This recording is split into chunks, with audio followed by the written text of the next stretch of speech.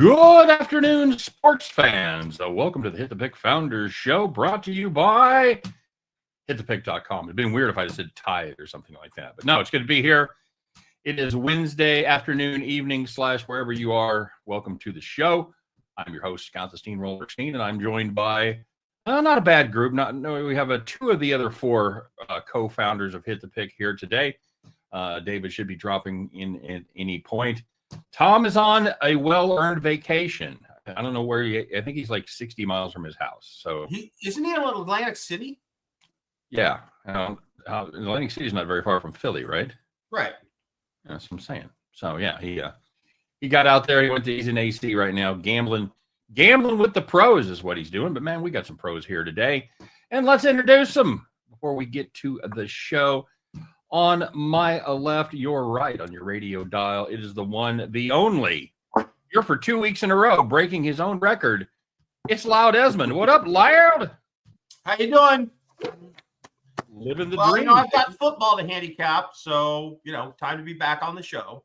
I know you're excited. All that nasty college basketball is over, wasting your time. So we're back to He-Man sports. We're gonna have some football going on here. We're going to talk about the UFL in just a minute, as well as take a quick look at the NBA and the NHL playoff situation. Some of that stuff be crazy. The final game of the Major Arena Soccer League is this Sunday, so I've got some noise on that. You haven't started the playoffs yet?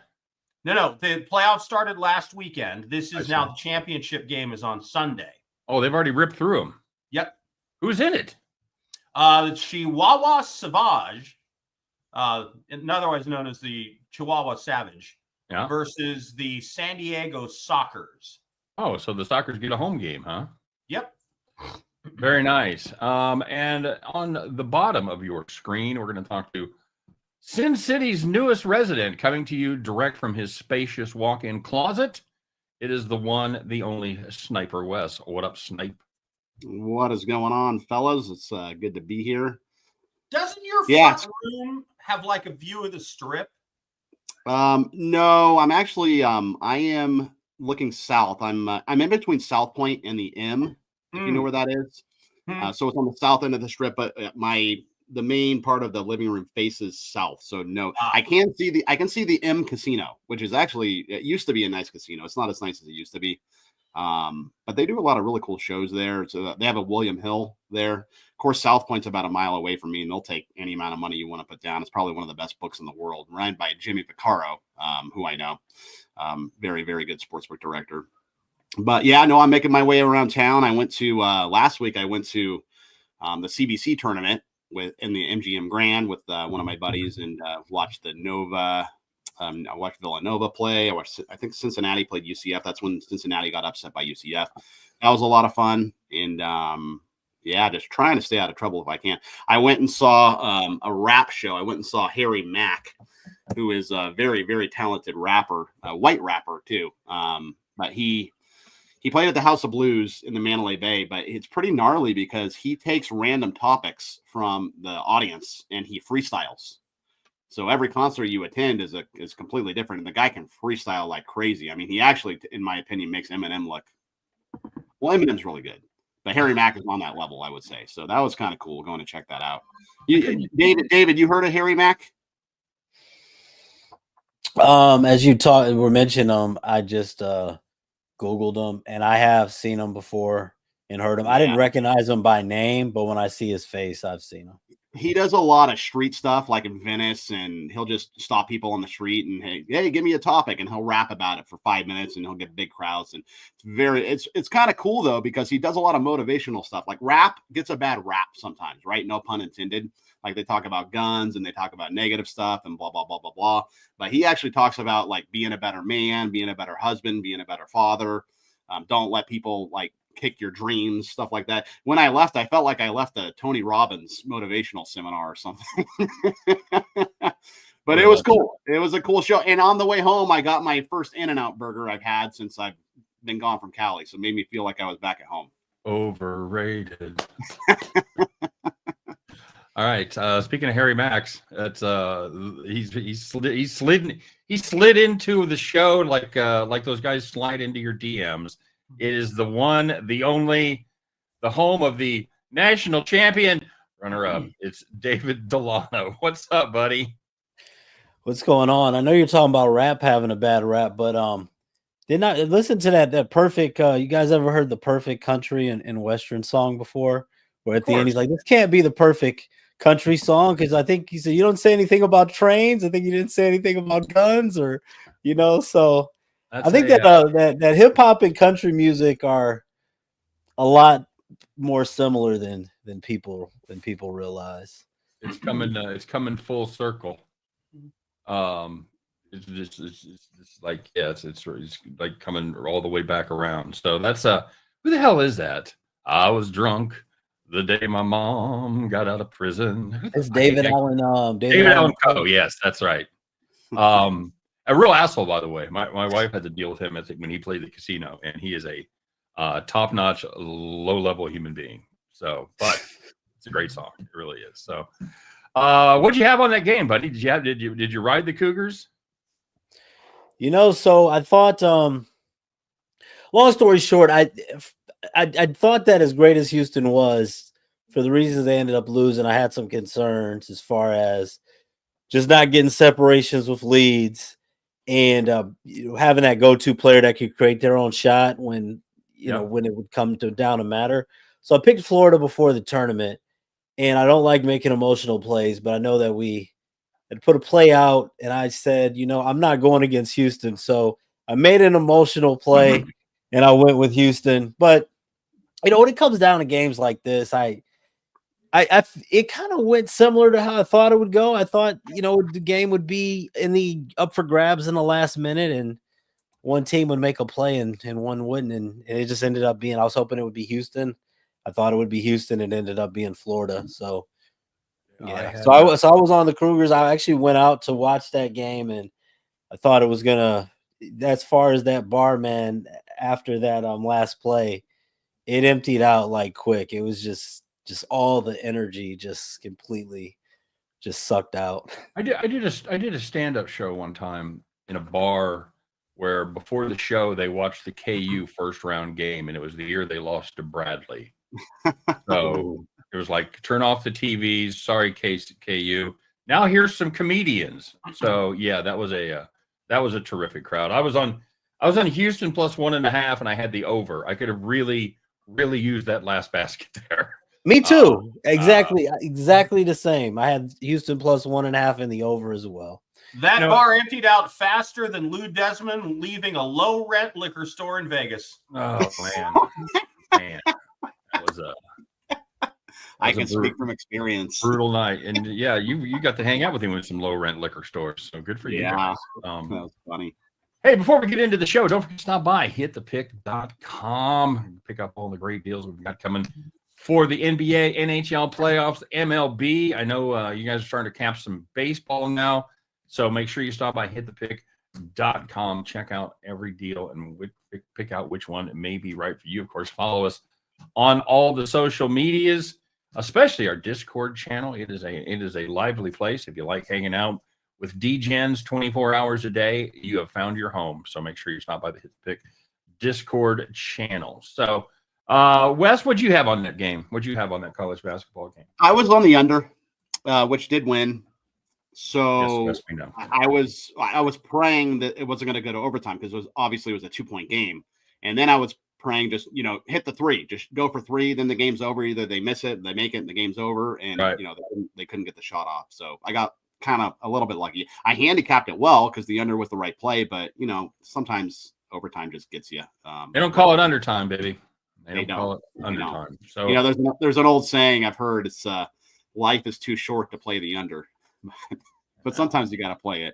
Yeah, that was solid. But they, Houston had clean possessions all night long, a lot more than Florida had, and they just couldn't have one more clean possession. They looked just dreadful on that last possession. They looked like they had no idea where they were going, what kind of play they were going to run. And for their part, Florida did a nice job. They were really sticky there at the end. On defense, and they were able to shut the Cougs down. So, fun season.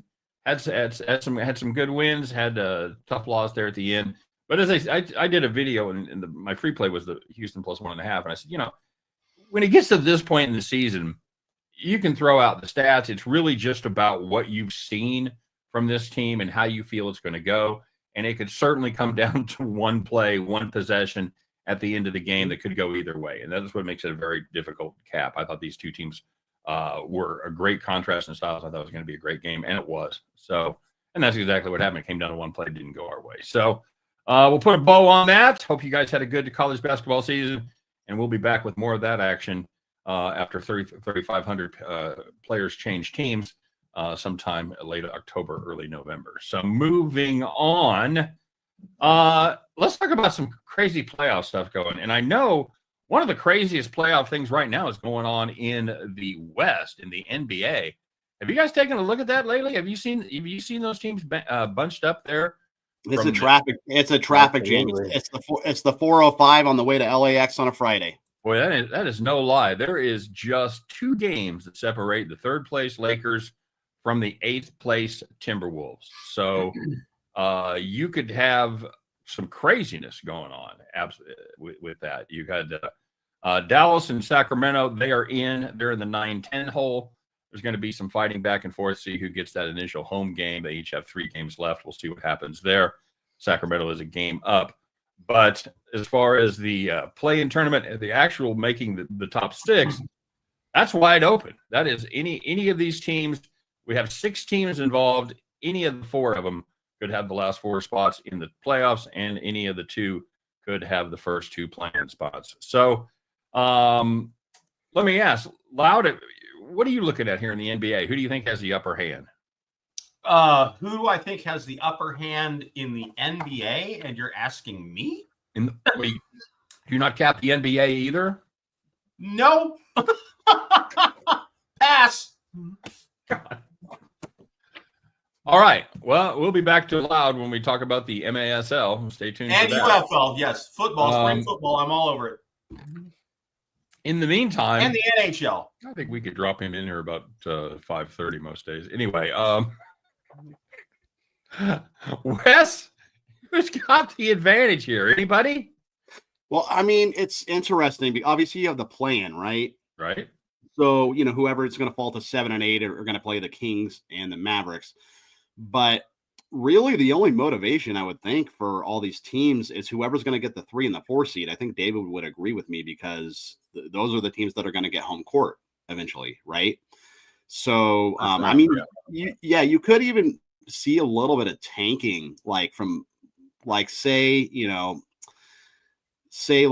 the Nuggets or the Clippers or something. Say they don't want to play whoever's going to be in the 3rd seed. I mean, they might just want to lose, so they play whoever's, in a higher seed. Like a team that's in a higher seed, they might want to actually play, just depending on the matchups, you know what I mean? And depending on the teams. It's so log jammed right now, it's kind of hard to tell. Maybe after tonight, we'll have a little bit of diversity there, and there'll be some movement. Well, the Nuggets have kind of been inadvertently tanking lately. Well, obviously, Malone's gone. They got rid of Malone and everything. But yeah, I think they've actually lost 3 or 4 straight games, something like that too. So they do need to, even though they're in the playoffs and they could wind up in the play-in, I mean, they need some wins just for some, they're leaking oil right now. They need to get some confidence going into the playoffs. Well, they need Jamal Murray back is what they need. They've yes, really they do. Since he's been out. He's been out 5 games. They definitely do. They're 1-4, and I think the only win was over Utah maybe, or some other terrible team. I don't know, man. I don't know that I see them tanking because they're tied. They're tied to the 7 spot right now. Yeah, it's too close between 3 and 8th. You can't tank. Yeah, because you don't want to be in that play-in. You don't want to be in the play-in. Yeah, no, I understand that. So just to review, in the play-in games, the 7 plays the 8. 7 is the home team. And the 9 plays the 10. The 9 is the home game. If whoever wins the 7-8 game is in the playoffs, the loser plays the winner of the 9-10 game, and the loser of the 9-10 game is out. Right? Yes. Correct. Okay. All right. I finally got it. It only took me 3 years to finally have a handle on it. So, because I always think originally you think 7 plays 10, 8 plays 9. That's not how it works. Yeah. You have the 2 teams right next to each other that play each other in the first round. So And in the East, everything's pretty much locked up. They're still fighting for a little bit of position. There is just 3 games that separate the 7 from the 10 hole, so you could see a little bit of movement there. It looks like Orlando is probably going to be able to take care of business and stay in the 7th spot. They've got a 2-game lead with 3 to go, so it would take a magic collapse if you prefer. But there's just 1 game between the Hawks, the Bulls, and the Heat, so we'll see what happens there. And the Bulls and the Heat play tonight too. So. And the Bulls and the Heat play tonight. That is correct. So we will definitely know something as those teams are tied with identical 36 and 43 records. Dave, let me ask you: Are you cool with like teams that are 7-8 games under 500 making the playoffs? Are we okay with that?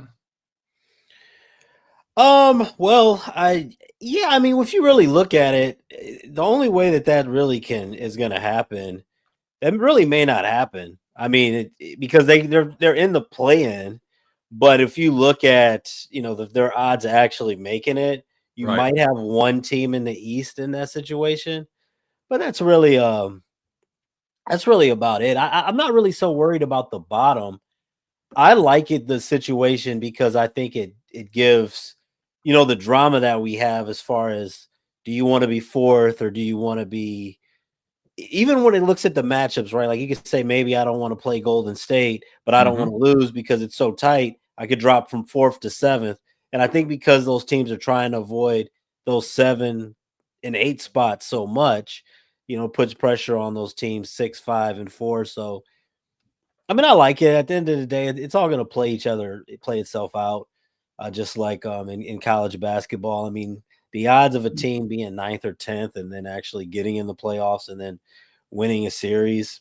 We saw the Heat a couple years ago do it through the play-in tournament, but if they do it, more power to it. I think it just gives the regular season a little bit more meaning. It's been a little tough in the East just because the East is so bad. I mean, we've got the Heat who lost 10 games in a row.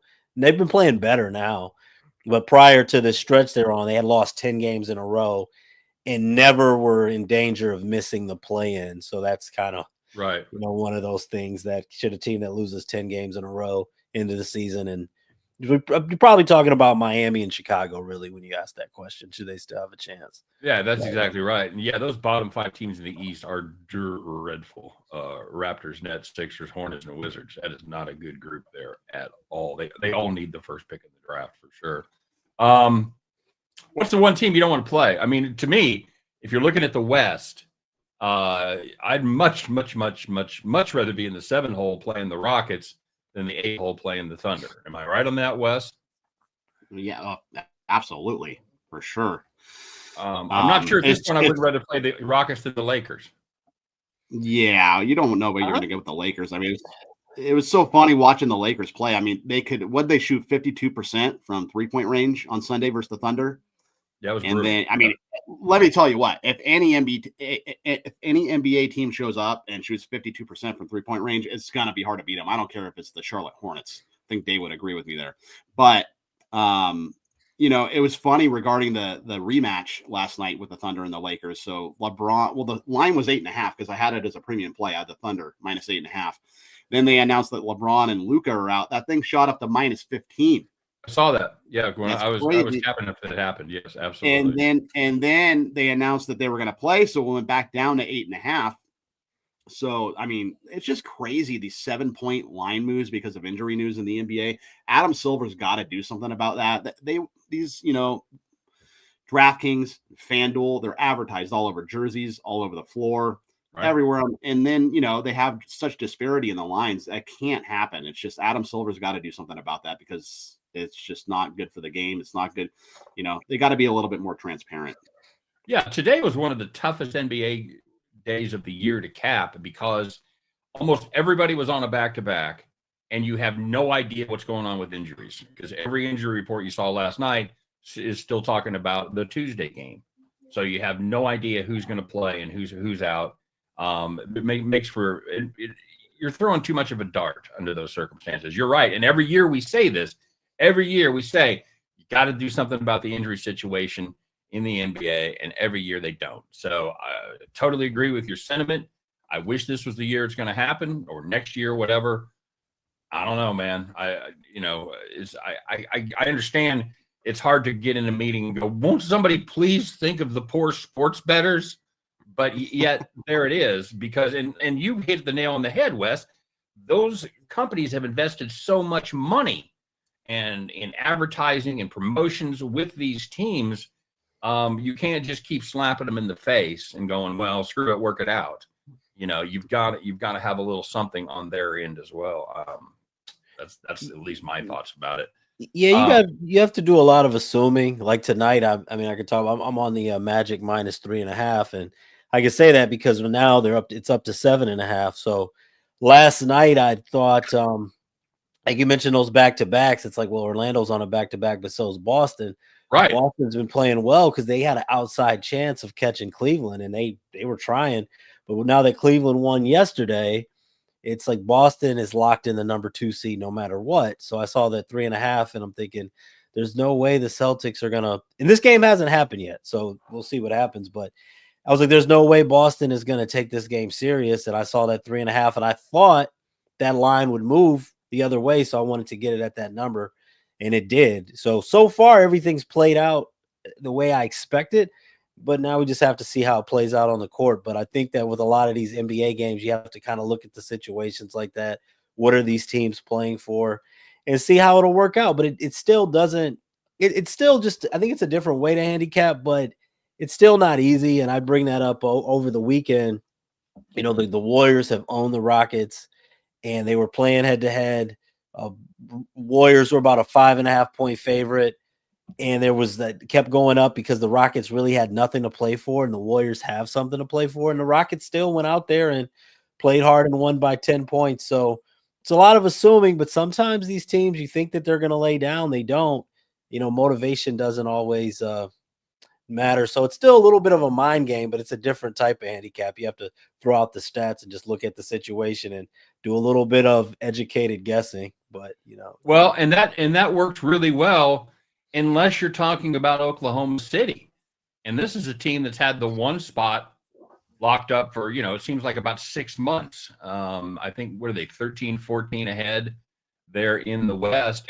And they have been a monster against the number. They've gone 11-3 over their last 14 against the number and 12-2 straight up. So somebody should tell Oklahoma City, to relax, just take it easy, boys, because you fade OKC right now at your own risk, even though there is no team that's had an easier time of it than the Thunder, at least. The only thing with OKC is if you think Cleveland can get to the final. I mean, they're only 2 games ahead of Cleveland. It looks like they'll hold them off now. So they still had to worry about that if you're thinking about all the way to the finals, possibly playing Cleveland. So maybe that pushed them. See who gets 4 games in the finals. That's a good point. All right. So it'll be fun. It's going to be a fun last week of the season. The play-in tournament starts a week from or next Tuesday, I guess I should say, right? No Mondays, starts on Tuesday, correct? Yeah, I believe so. I believe next Tuesday. All right. It should be fun. It should be fun with the play-in there next week. Looking forward to that Chicago-Miami matchup.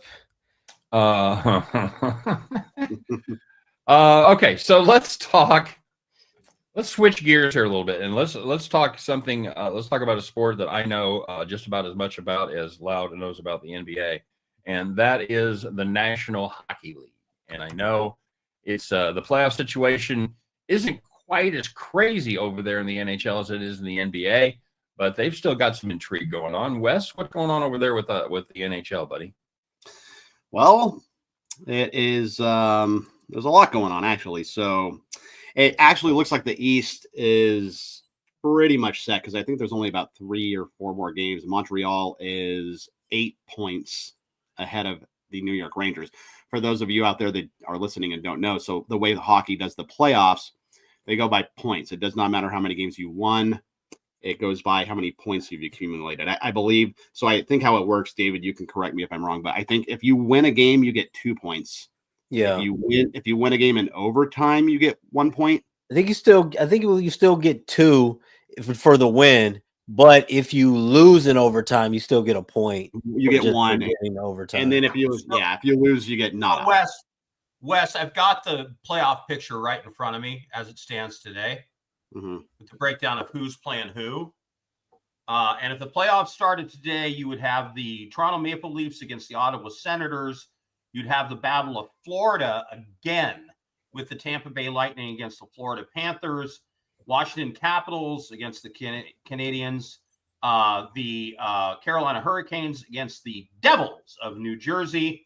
Over on the other side, you have the Golden Knights against the St. Louis Blues, the Los Angeles Kings against the Oilers, the Winnipeg Jets against the Wild, and the Dallas Stars versus the Avalanche. The teams with the shortest odds currently to win the whole thing, you have the Panthers and the Stars at plus 600, and there's one other team. To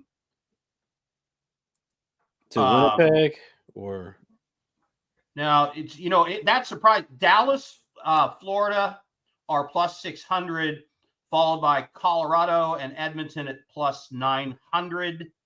And well, actually, it's moved a little bit. VGK at plus 950. And there you start to get into the 1,100, 1,200, 1,400. There's only one. There's one team that I think could surprise, and that's VGK. Not just because I'm a fan, but because of how the bracket is going to work out. I see on that side of it likely the finals to be between the Knights and the Stars, because VGK has a really easy path to win the first two series. And the Stars are likely to win theirs. And then VGK and the Stars are 1-1-1 this year. So it's not like either team has a huge advantage. So I can see the Stars coming out of that or VGK. And then on the other side, I think you're looking at the Panthers beating the Lightning, the Leafs moving on because of the Devils' injury situation, the Hurricanes, and for sentimental value, I'm going to say the Capitals because he just set the record. So then you're looking at probably coming out of that side. You're looking at the Panthers probably being the team that ends up winning that bracket, at least as how I look at it today. What would be fun is if you ended up with a Jets-Leafs final, because then Canada would finally be assured they would win the Stanley Cup. But that is highly unlikely. Let me ask you guys, the Avalanche look like they may get Landeskog back for the playoffs, and he hasn't played since the playoffs of 2022. He's been out 3 years with a knee injury. This is a Colorado team that's already top 5 in scoring. Yep. If you put another forward that can put the biscuit in the basket, does that make Colorado a dark horse? Dave, what do you think? I mean, it's pretty much it's still wide open. I mean, the odds makers definitely seem to think that they're more than a little bit of a dark horse when you look at where they are in the standings. Well, and I probably misspoke by dark horse. They're not the favorite, but they're certainly not one of those put a blindfold on and pick one teams. But does it move them closer to favorite status? How about that? Yeah, I want to see once the matchups are finalized. But yeah, I mean they got them right up there. So I think it's one thing I'm seeing with those odds. You could get pretty good odds on any team there. One big difference than as open as the NBA seems, it seems like the NHL is more open. If you could pick the winner, I mean that's really high value odds that you can get this late in the season. So it's pretty much wide open. Well, you know what we say, those of us who bet on the NHL is a fickle bitch. So, anecdotally, Wes, where do you think you see more upsets, in the NHL playoffs or the NBA playoffs? Oh, for sure, the NHL, absolutely 100%. I mean, if you remember, my Kings, they won the Stanley Cup as an 8 seed. Yeah, definitely. I mean, anything can kind of happen. The puck can bounce any way. It can go off somebody's skate and go in the goal. I mean, definitely more variance in the NHL for sure than the NBA. The NBA, you kind of know what you're going to get. More often than not, you're going to get, one of the top 4 seeds playing another one of the top 4 seeds, more than likely, most of the time. Imagine the NBA having 3 separate teams on each team, right? I mean, that's what you got to remember in the NHL is you've got 3 or 4 different teams on the team because they all have to play. So when you have a different line on the ice, it's a different team. And so some teams have depth, other teams don't. The talent difference on one team might be their number 1 line is, 50% better than the number 1 line of the other team, but the 2 and 3 on the other team are actually a little better than the other team's 2 and 3. So, and it's hard to look that deep. That's what makes the NHL, one of the reasons the NHL is so hard to handicap is because of that. Also, a lot of the players to the casual bettor are kind of anonymous unless, they're like a superstar. Well, that's a great point. That's a great point because you can make an argument that Edmonton arguably has the 2 best players in the league, Draisaitl and McDavid, at least as far as when it comes to scoring. Yep. But they're only part of one line. And, those guys can only be on the ice a limited amount of time. And it doesn't really matter as long as you can get a couple shifts in where those guys don't score, you're probably going to win. Right. Imagine LeBron James playing 1/3 of every NBA game. And that's what you're getting out of the stars in the NHL. Yeah. At most. Yeah. You're absolutely right. Absolutely right. Okay. Okay, so let's make let's do some predictions. Allowed to let you pass on the NBA. Who wins the NHL title? Boy, I gotta say right now, I got coming out of one side of this thing, the Knights and the Stars, and who knows who wins that. I'll give the nod to the Stars just because I think they're a little bit better of a team, but not by much. And then on the other side, the Panthers are really good, and I like them to come out of that side possibly. So Stars, Panthers, final. I'd lean Panthers in that one. Okay. What else do you got? Give me the NBA. Yeah, I don't know. I don't know if I can buy into the Panthers without Tkachuk. He's just kind of the heart and soul of that team. Dallas worries me a little bit. They've lost 3 games in a row, although I love them tomorrow night. That's probably going to be a premium play, the Stars tomorrow night. They're actually playing the Jets, who are they're the best team in the West, but they're coming to Dallas after Dallas blew a 3-goal lead in the final 60 seconds of the game. Dallas is going to be pissed. So I like Dallas tomorrow. But I am a little concerned about them. If I had to make I got to go Washington to win the Stanley Cup, man. Just with all the mojo with Ovechkin, and he doesn't look like he's really slowing down at all. They have 107 points. The only team better than them in the league is Winnipeg with 110 points. I don't know if I can buy into Winnipeg. I mean, I can. They're a very good team, and obviously I think they're the number 1 defensive team in the league as relates to points per game. But Washington's got the heart of a champion. They have Ovechkin. They've been there before. They know how to do it. Keep in mind, Wes, Winnipeg has a fatal flaw. They're Canadian. Yeah, well, apparently that hasn't helped them in the past. How many years has it been? It's been like 20 years, 25 years, something like that. So, yeah, I'm going to roll the Capitals to hoist the Stanley Cup. That would be my sentimental play. But Jets. All right. David, who you got in the NHL? Well, I just wanted to say something different, but I was going to say Washington. I think that the thing I like about Washington is they've been the most consistent, I'd say, no matter where they're playing. Whether they're home, road, even though, they'll have the home ice advantage, but they don't have a big drop off when they're on the road. They're just pretty consistent. I mean, there's some teams like that you follow, like the Kings, for example. I mean, it matters a lot where they play. I mean, when they're at home, you want to back them, but on the road, they can lose to anybody. I think Washington has just been consistent, on both sides, and consistent no matter where they play. I don't think it's, they got the star power, and if it's scripted, which I don't think it is, I mean, there's just a lot going on for Washington. So I think Washington, I'd like to, do something a little more exotic, but I think Washington's going to win it. All right. You know what? I'm going to be. So I'm gonna where's be- that lone wolf sound for me? 'Cause Yeah, they're I'm gonna both be- on the Capitals. I'm going to. There you go. Beautiful. I'm looking at the Lightning here, and I'm looking at a team that has the best goal differential in the East. Yeah. I think defense matters when it comes to the playoffs. So give me the Lightning coming out of the East. Ah, man, the West is such a crapshoot. Give me the Jets Jets. What the hell? And I think the Lightning hoist it again. So there you go. And again, the things I know about hockey can fill a thimble. So take all that with a grain of salt.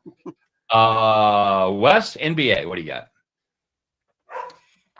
NBA. Oh, are we doing predictions or? Yeah. What's my prediction in the NBA? Well, I am going to say it's going to be interesting. I want to see how this Laker team play. Is LeBron really going to stay healthy? You hear all the people on ESPN saying, "Oh, if this Laker team can play the way they played the other night, if they can stay healthy, if they play defense, they're going to win the whole thing." It's just a lot of ifs, right? It's a very, very iffy. I'm going to be a homer. I'm going to say OKC. Are you did not look very good against the Lakers? I'm not, so I'm not being a homer. I'm just saying I'm being a homer because they're maybe arguably the best team in the league. Pretty chalky, yeah. Yeah, and Shai is probably going to win the MVP. Certainly doesn't help that the Nuggets are fading down the stretch for Jokic in the MVP award. But give me OKC to win the title. They've been, them and Cleveland have been the two best teams in the league all season. Although, the Celtics, they can make a run. Celtics are always scary too. So yeah. How about OKC versus the Celtics in the finals? And I'm going to take OKC to win. All right. Very good. David, you on the Thunderstruck? You got him? This is tough. I don't want to homer pick him, and I want to pick Cleveland so bad. I mean, I'm definitely want Cleveland to win it, but I've got concerns. I'm thinking Celtics. It sounds so cliche. I'm thinking Celtics, Lakers. I'd love to see Cavs, Lakers. I think that would be amazing, as far as even ratings. But I'm thinking Celtics and Lakers. Now, also one thing I know we're talking about Houston being entertained like that. I think that as far as be careful though what you wish for as far as teams wanting to match up with Houston. I think that they're going to be a little bit of a tougher out than people expect just because of how hard they play and the fact of they're not they can have a couple guys having a bad day. They don't have anyone that really, if they're just off, it's going to throw the whole team off. I'm a little worried with Cleveland. Donovan Mitchell, I think, is going to shoot them out of a couple games. I mean, you're already starting to see it happen a little bit. It doesn't matter too much. You gotta nitpick, but those when you're only going to have one champion, all those little things that you see during the season matter. I think Boston's experience. I mean, we're seeing Boston right now. I mean, they've been playing the best basketball in the East. I mean, the fact that they're even 4 games of Cleveland, it was a much wider gap. Mm-hmm. I'm going to say Boston and the Lakers, and I'm going to say Lakers win it, man. All right. Luka's revenged. I'm going with Wes. I'm going chalky here. I'm just Thunder team, man. They've got the best player in the league right now, and I think they're playing some of the best. Yeah, I think they do. I think SGA is the best player in the league. What do you want to come at me with? Who you thinking? I think Jokic is still the best player, man. To me, I think I would give him MVP again. I know it's voter fatigue and all of that stuff, but I know now just averaging a triple double is just not a big deal anymore as a center. But I actually thought the Nuggets. I mean, their defense is problematic, but I thought that the Nuggets still had a little bit of a shot before they fired Malone. I honestly think that ownership probably was sick of them and the GM, and maybe they were afraid that they would mess around and go back. But I'm not so. It would be a nice story, but OKC still young. We'll see. But I still give Joker a best player right now. Well, that's fair, and but I think this Denver firing Malone, I think that's a panic move. He's the winningest coach in the NBA over the last 5 years, and he brought him a title 2 years ago, and he's got him. He has him in the playoffs in the 5th spot out of the play-in right now, at least. I don't know, man. That seems like a panic move, and I don't know how. I don't know how the locker room is going to react to that. They may not be thrilled, and it may make a difference. So, yeah, I'm curious to see how they play tonight against the Kings. That's a game I want no part of betting on, but I'm really interested to see how that goes. I dove right in, baby. I got to play on that. So, okay, we'll see what happens. So, all right, very good. All right, so there is a little other action going on this spring, and it wasn't the best weekend for product-wise last weekend. Oh yeah. Let's talk a little UFL. Can you tell me, first of all, what sort of substance do we have to put in our body to be able to stay awake for an entire 4 quarters of that game? Oh boy. Yeah, the UFL offensive play has been offensive.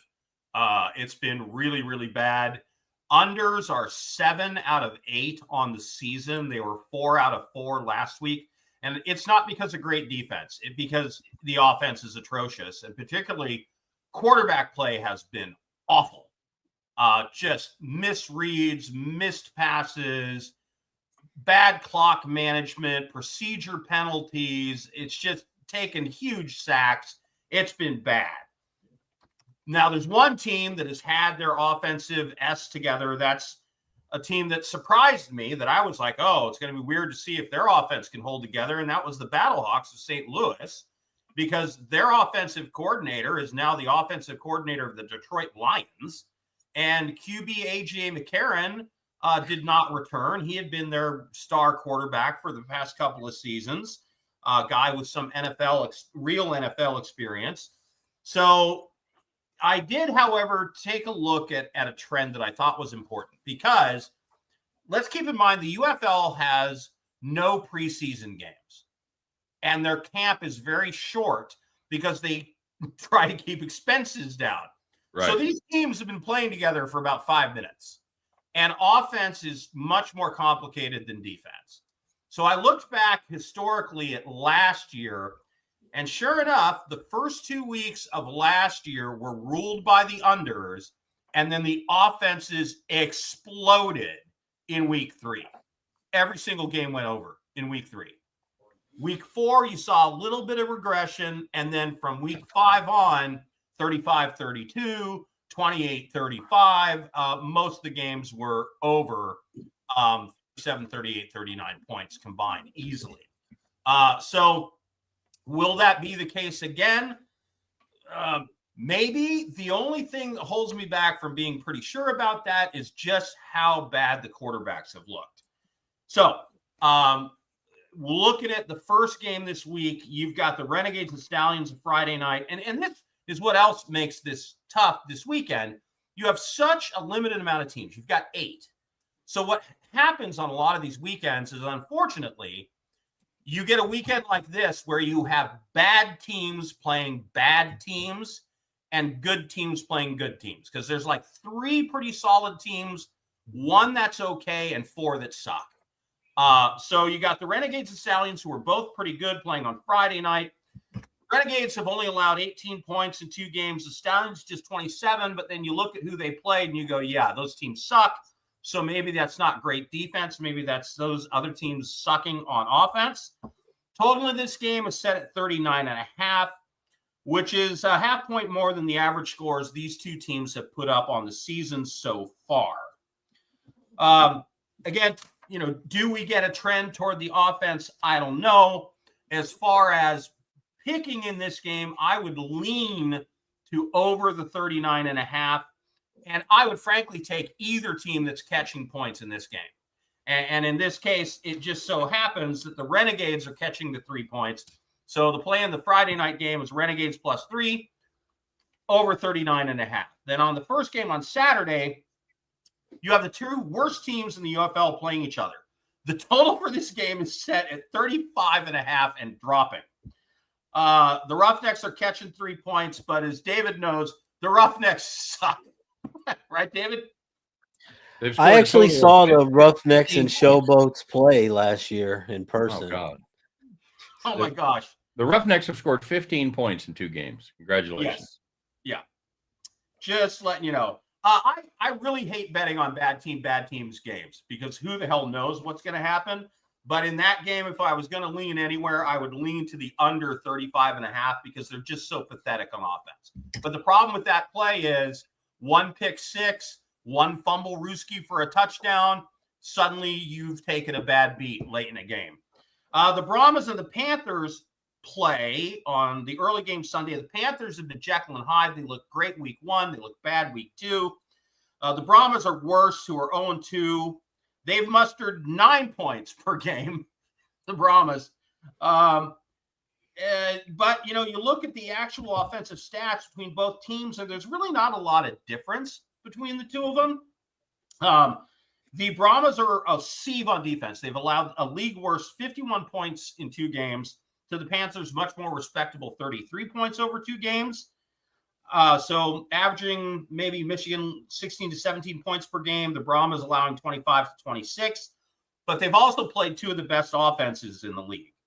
The Panthers are a bit better on third down conversion. The Brahmas are worse than league at converting third downs and also in converting extra points of any kind. So I'm going to take my chances with the Panthers in this one and lay the 4.5. And then the final game, the Sunday late game, DC Defenders at St. Louis Battlehawks. The Battlehawks are the one team in the league that have a true home field advantage. They pack that stadium in St. Louis, and they get sellouts sometimes. Yep. Both these teams are 2-0, so something has got to give in this clash of titans of the XFL conference of the UFL. St. Louis has feasted on bottom dwellers this season. DC has a little bit better quality win, having beaten the Stallions, who were favored to win the whole thing at the beginning of the season. St. Louis has a decisive advantage in the running game. They have 3 running backs in the top 5 in terms of yards and touchdowns. The Defenders have a couple of good running backs, too, also, that are in the top 10. And as good as they looked in the first game, the Defenders' defense is ranked 3rd in the league, and the Battlehawks are actually 1st in points allowed. But then again, look at who they've played.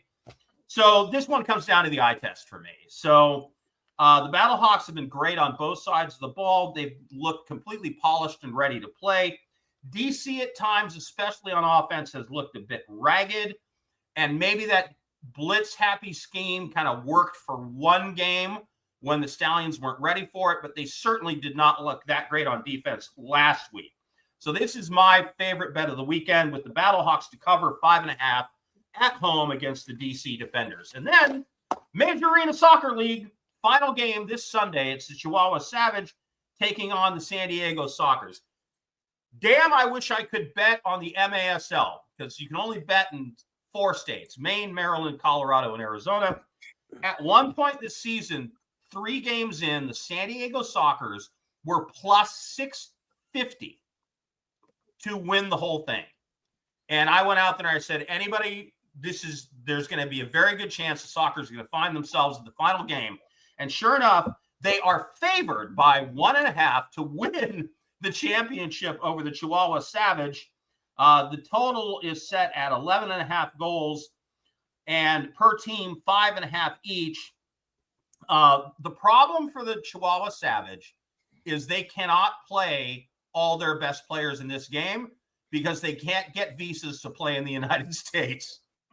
Literally, it's a different team when they play in Mexico than when they play in the U.S. because they have several very good players that can't get visas to get into the United States. So I'm going to go in the final for the MASL. Sockers minus 1.5.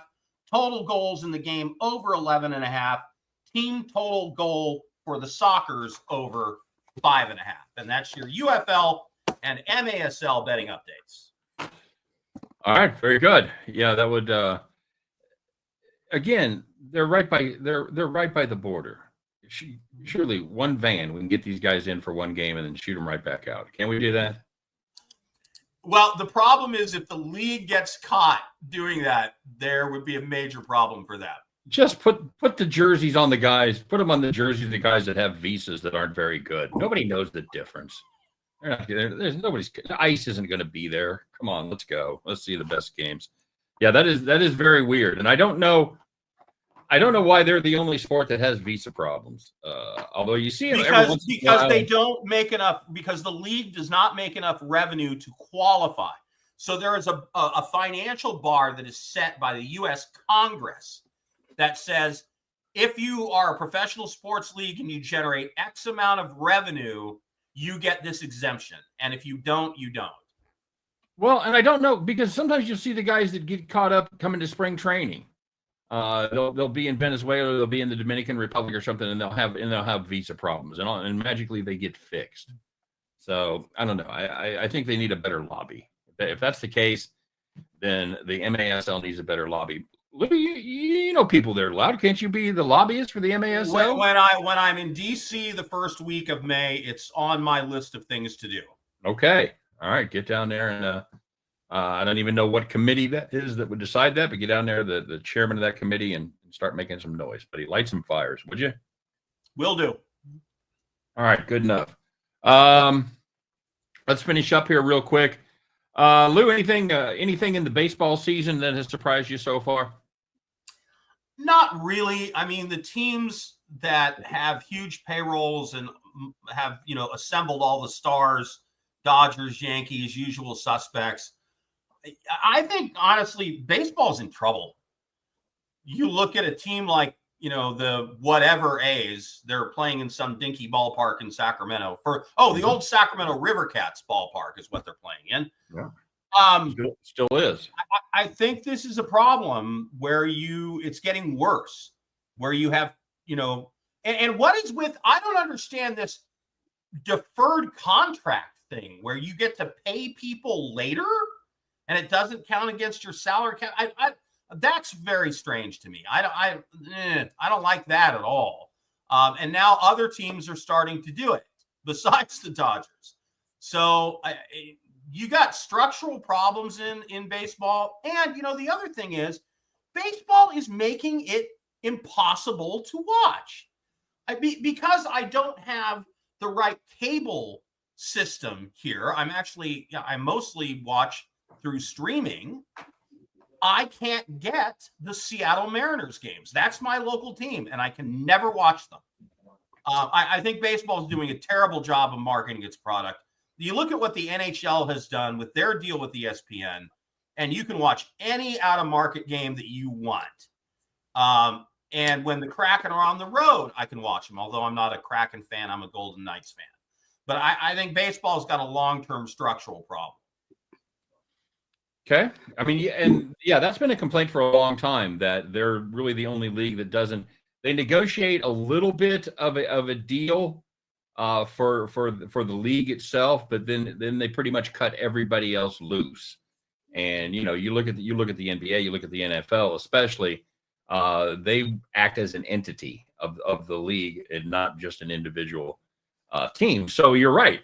MSG is going to give the Yankees more money than whatever poor bastards are trying to broadcast the Royals games. This year it's FanDuel TV has the Royals game. So a lot to be said for pirate sites, just saying. Loud, hit me up and I can take care of your problem. Cool. With the Mariners, buddy. Wes, I know your Dodgers are off to a decent start, but all of a sudden they find themselves in third place in the West. Yeah. They've got some serious problems as far as pitching goes. What are they going to do, buddy? It's a tale as old as time. The Dodgers pitching staff. I mean, we won the World Series last year despite all of it, but every single year, just always starting pitching issues every single year. To Loud's point, so he doesn't get to watch Mariners games. So obviously I just moved out here to Vegas and I bought the MLB package like I do every year. And when I was in LA, the MLB package did not have the Dodgers on it, but that was okay because I had Spectrum TV, so I can watch it just on regular cable, which I had. Mm-hmm. So I came out here, I just got to Vegas and I ordered my MLB TV. Guess what teams they do not show on MLB TV, even though I'm in Vegas. I'm not even in California. I'm going to go with the closest one to them, which would be the Dodgers and the Angels. They do not show the Dodgers. They do not show the Angels. They do not show the Padres. Oh yeah, I forgot They about do San not Diego. show the Giants, and they don't show any California teams on the damn MLB network. And I'm pissed about it because the only reason I bought it was to watch Dodger games. Granted, I mean, my family, everyone in my family is a huge Dodger fan, and they all live up there in Washington, kind of actually not too far from Loud. But so they get to actually use my login and password, which is kind of cool. So, but I'm really irritated by that. Another funny thing too is you cannot bet. So you can bet the Sacramento Kings out here as far as the NBA in Vegas, but they do not broadcast Kings games, Sacramento Kings games specifically.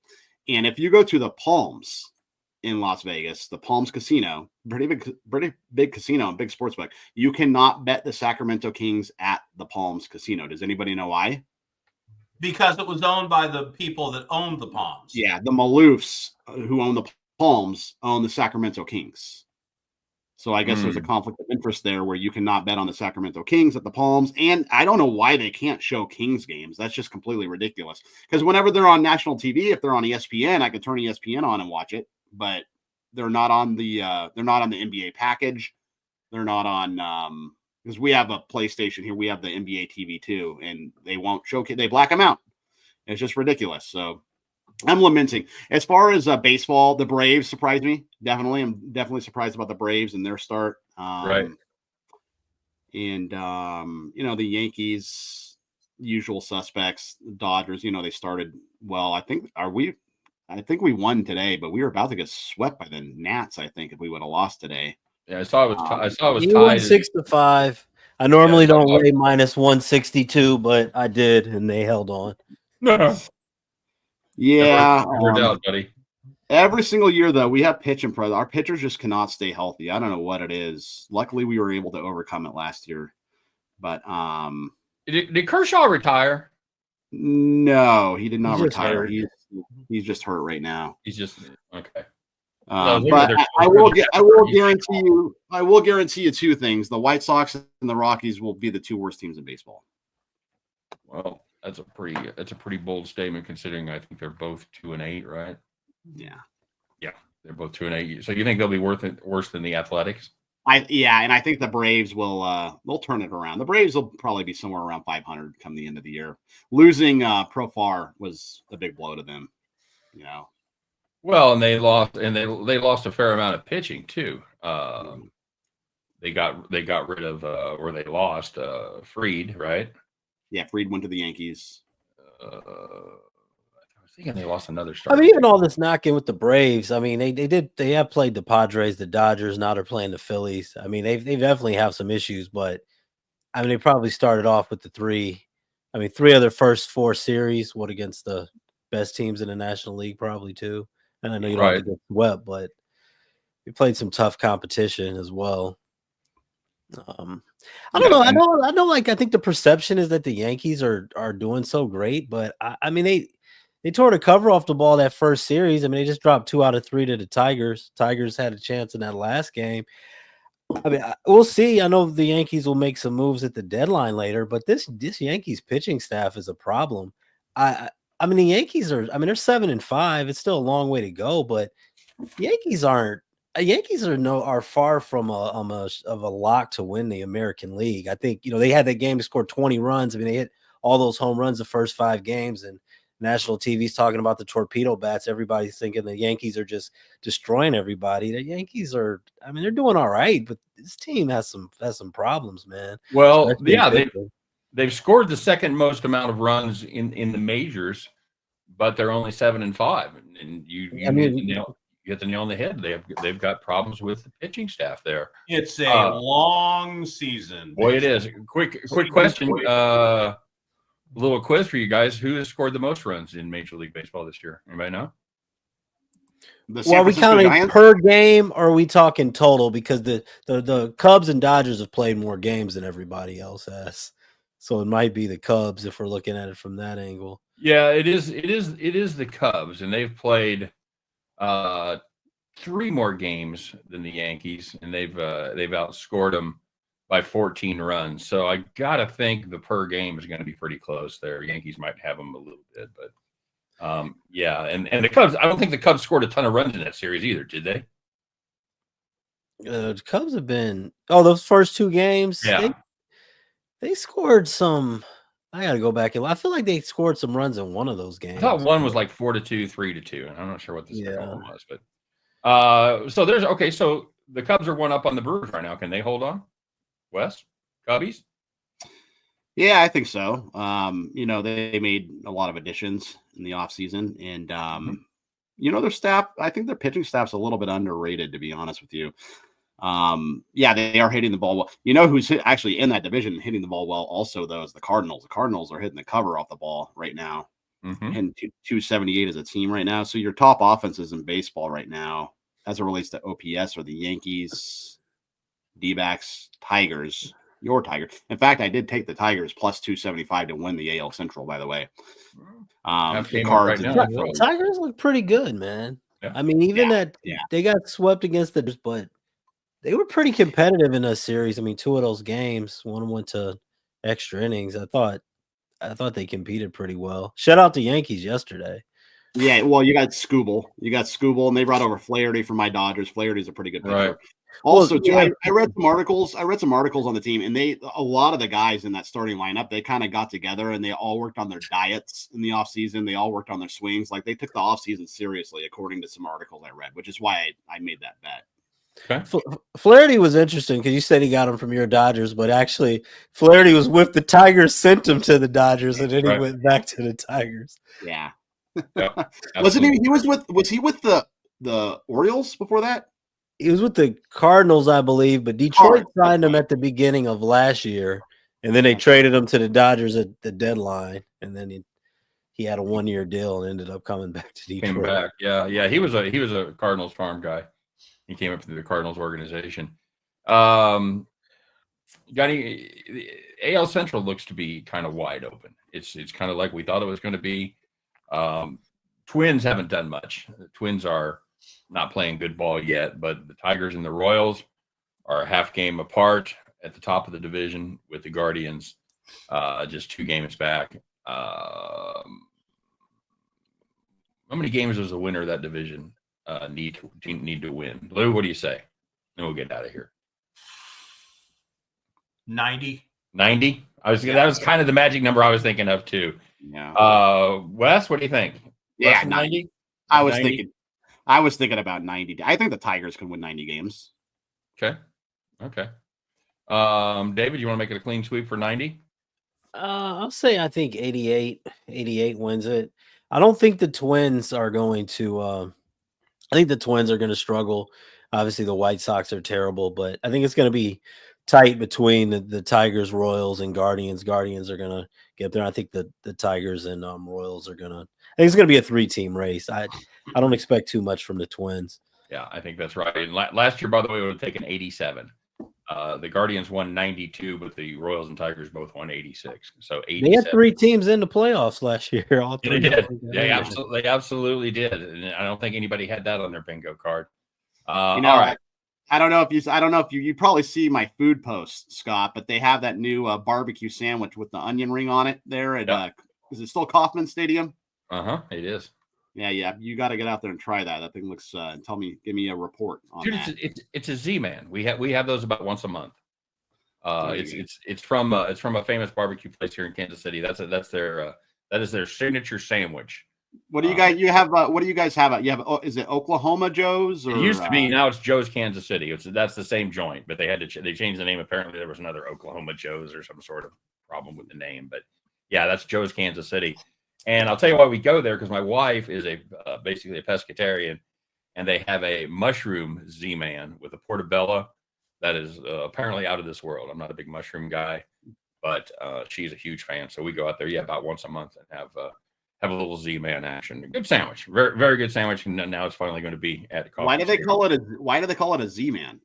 There used to be a guy that did a sports talk show in Kansas City, and he was the Z-Man. And I can't even think what the hell. And then this has probably been 25 years ago, when they were just doing competition. By the way, their competition barbecue name, one of the best of all time, Slaughterhouse 5.